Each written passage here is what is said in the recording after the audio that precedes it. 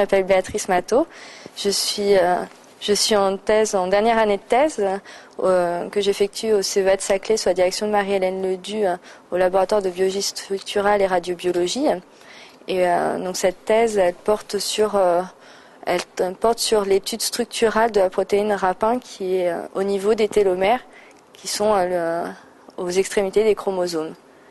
En fait, au cours de cette thèse, donc on s'est intéressé à comprendre, à essayer d'améliorer la compréhension en fait des mécanismes qui sont liés à la stabilité des télomères et qui impliquent la protéine rapin. Et au cours de cette thèse, j'ai combiné 4 techniques de biologie structurale que sont le dichroïsme circulaire sur faisceau synchrotron, le SAXS et la cristallographie que j'ai réalisé au synchrotron Soleil et que j'ai combiné à la résonance magnétique nucléaire. Donc mon travail de thèse s'est intéressé en fait à cette combinaison de techniques afin d'améliorer les mécanismes biologiques liés aux télomères à l'échelle moléculaire.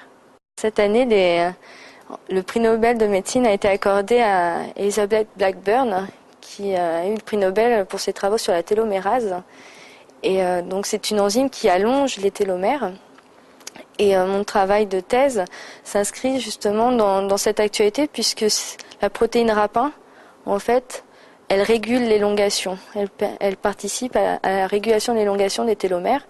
Et donc c'est un travail qui s'inscrit dans cette actualité, puisque les télomères sont un mécanisme indispensable pour le maintien de la viabilité cellulaire et le maintien de l'intégrité génétique.